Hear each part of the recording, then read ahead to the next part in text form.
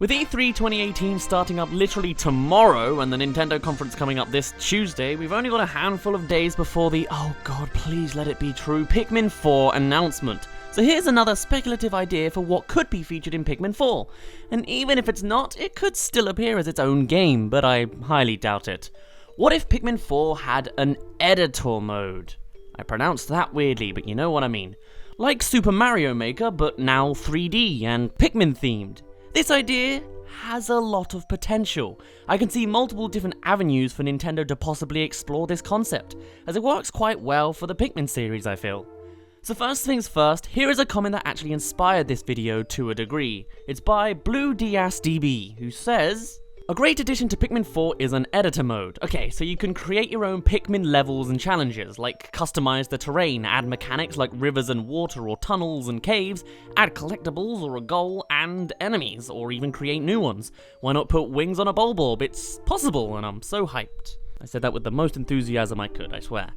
Anyway, the idea for this is some form of the editor mode that the player is able to create a full exterior map out of, like the normal levels of all the three Pikmin games. And though I've seen arguments for and against a 3D Mario Maker-esque level, I think this is still manageable. For a start, every Pikmin map has always had a seasonal theme. As the player, this can be the first choice you get to make that could strongly affect the aesthetic of the level beyond simple sizing choices.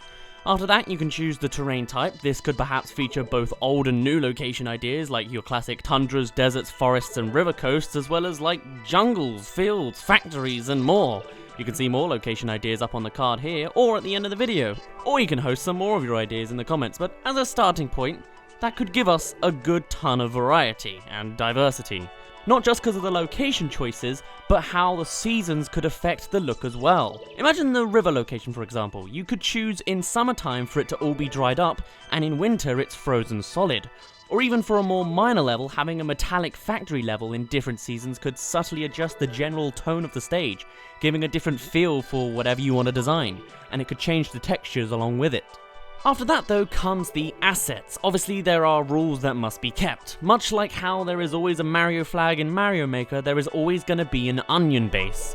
Once that's placed wherever you wish, you can start building your path. This could be done by either manually drawing your path if that is what you desire, or by using a series of path segments already created for the game. These could simply be short and long straight paths as well as turns, junctions, rooms and dead ends. I would imagine logistically the camera would be in a bird's eye view for at least this path creation mode, but could work logistically for the majority of the editing mode as well, I imagine. After that you get to create your obstacles. These again could work quite simply in using the already established assets of the previous games. All you'd have to do is choose the item you want and place it where you want, with walls and bridges only being compatible with certain assets of terrain, to make sure it actually integrates with the surroundings. Rather than just having a wall in the middle of a room you can just walk around, doesn't make a lot of sense. For bridges, you could choose where the bridge is planted and where the shards can be found. Perhaps even an extra button to split the shard pile into smaller and smaller chunks to spread around the map. Another more optional asset that you could place would be other Pikmin and onions and the spawn location. Perhaps you don't want players to start with all the Pikmin in the field and would rather have them earn the Pikmin as they go along, planting single coloured onions behind an obstacle for the player to find and unlock. And with larger assets like ice slides and river, this could again be placed through a manual pathfinder, or again for the river's case, as a path segment approach. Alternatively, you could have a selection of large templates to base off of. Perhaps there's a choice of 5 to 15 different river designs that you can spread across the map. And with your chosen season, you can choose where to place lily pad harbours, or maybe propulsion geysers, or water dams. These small aspects alone could drastically make each and every level a completely new experience for the player. And then there's the creatures, having full disposal of the entire arsenal of Pikmin past creatures, and each one customizable in their own way. Borrowing from Mario Maker, while I don't think the stacking enemies dynamic can really be translated over, the option to perhaps add size and health bars could act to create a nice extra element to each creature. Not to mention adding visual flares and attacks to each of them too. With Bulborbs, you can choose simply to switch between all the different types of Bulborbs, but how about also additionally upgrading them in little ways? What if giving them some kind of spicy spray tool gives them elevated speed or even a fiery flare, much like the fiery Bulblacks? What if you could stack each established elemental hazard onto each and every creature? I'll use the Bulborbs as the basis since they're pretty standard and adaptable. They can simply have their backs ablaze with whatever element they're given. Bubble Bulborbs could have a literal giant body of water on their back, making them only susceptible to blues. Electric Bulborbs are black and yellow with a zappy charge on them. Crystallized Bulborbs need to be broken down by rocks, and winged Bulborbs, oh my god, I'd love to see myself a winged Bulborb. And going on with the last video, we could also get metallic and magnetic Bulborbs, which only magnetic Pikmin could cling onto and damage. And what if you could also stack a smoky prog effect onto every enemy, creating a sludgy background of your choice to follow the path of the creature? Again, this could be fire, water, or poison, or something to that effect. This variety alone could create so many crazy opportunities. Imagine an anode beetle of fire, or a Wallyhop of ice, or a Snaggerit with wings. Which, now I think about it, is just a bird, but still. And then beyond the creatures, you get to manually choose the objective of every level. Maybe it is defeat all the enemies, or collect all the treasure, or survive for 5 minutes, take down the boss, reunite captains if you choose to have them separated, or reach some end goal location. All this stems from the idea of having the Pikmin editor mode covering the exterior large maps of the previous game. But there's another aspect that could make this mode even easier. Cave Creator Mode. This would simply take its roots much more from Pikmin 2, but basically has the player take on a single or multiple levels of a completely separated area with the goal of reaching the bottom or the top, and get as best a score as possible on the way, through treasures and creatures. This would similarly allow a lot of diversity, as all the customizable creatures would return, but the actual pathfinding method would be much easier to construct, as each level would remain on the same elevation and would be much more like a maze in design.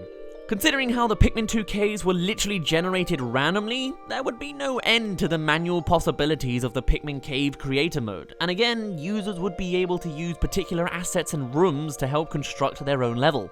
You could stick to the simple corridor look, or choose to add a turning dead end, borrow the cheese grater looking thing, or tiny halls and pipelines. Big wooden boxes could return, and those giant spades and buckets, and of course the giant circular design for the perfect boss fight to be created. This whole aspect, of course, could simply be another location option to add on top of the previous location list, or could even be integrated into the exterior maps if we really wanted to go over the top. But still, once it's all over, there would be one last job for the creator, and that would be to play the level in its entirety and complete it to make it accessible to everyone else. And then beyond that, it's a matter of planting it online and sending it to the masses. You can create your own challenge mode level and send it off for others to see. And then if we wanted to take it one step further, instead of having it be a standalone maker game, which admittedly may not be too successful, what if it was simply another feature already sprouted within the full Pikmin 4 game? You can play the story mode for a single player experience, or jump over to challenge mode where there's a series of already created levels by Nintendo, as has always been the case, and then an extra button to go online and see the vast library of levels created and mass produced by the fans who have decided to dig their teeth into this side, and available for you to play to your heart's content. Now that would be a big idea, and one that could take a few years to develop. Maybe it is the Pikmin franchise's future. Maybe with all these Pikmin 4 production delays, it's already happened.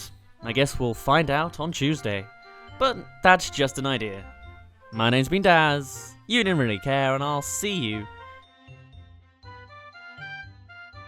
in a bit.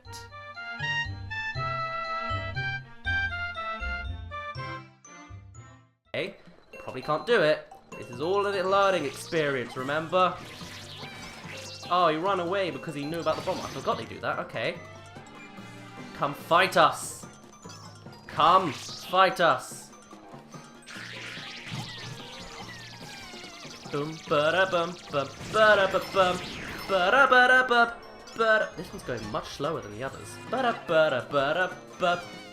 Uh-oh, that's surprisingly close to the other bomb rocks. Oh god, make him stop! Alright. Freaking, come on! Ah, no! Even worse! Get over here! You ruined it. Well, it still hurt. You know what? Fine. I'll just leave the final one for you there. Okay, we'll join the Volleyman now, sure. Boom. Boom.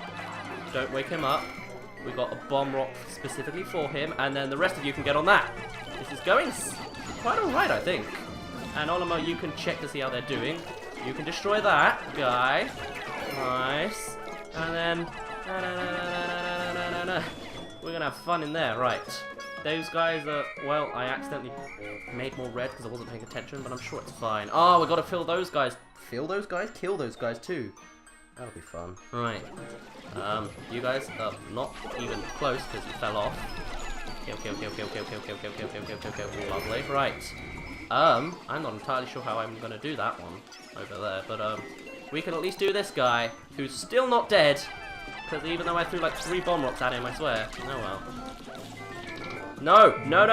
Okay, at least he bubbled. He didn't claw. Right. Lovely. Right.